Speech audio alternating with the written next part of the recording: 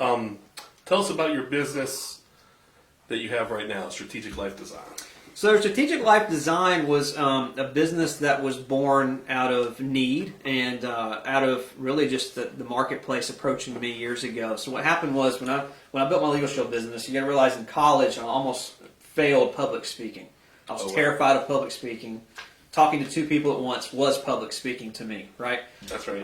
Fast forward now, I've done over 400 keynote talks to audiences as large as 14,000 people, and Awesome. it's one of the things I'm most passionate about is public speaking. But prior to that, I was just the opposite. And so going to college, learning about public speaking because I had to take that class, almost failed that class, barely get through, start my first business, start to scale my first business. And what happened, and you got to realize this was 15 years ago, so technology wasn't what it is today. But I had people coming on board across the country that needed training and support. So that's how I grew my business. So literally I'd hop on a plane and go fly somewhere because we weren't just on Zoom back then, right? Or Facebook Live, right? So I would fly around the country and teach and train people how to do what I was doing from South Alabama as a 20-year-old, right? Wow.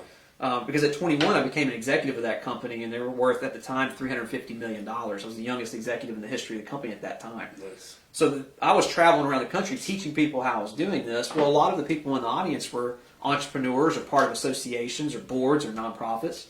So at the end, I oftentimes got asked to speak at other events that had nothing to do with my business. Okay. And I'll never forget, I was like, well, yeah, I'll share, something. What do you want me to do? And I'd go talk. And one day I had a guy that said he would pay me. Nice. And I'm like, okay. And he's like, how much would you charge? I'm like, what's it worth to you? And I forget what it was, but it was like a couple grand. Oh, wow. And it blew my mind that someone would pay me to just go talk and share a concept or ideas, to an audience.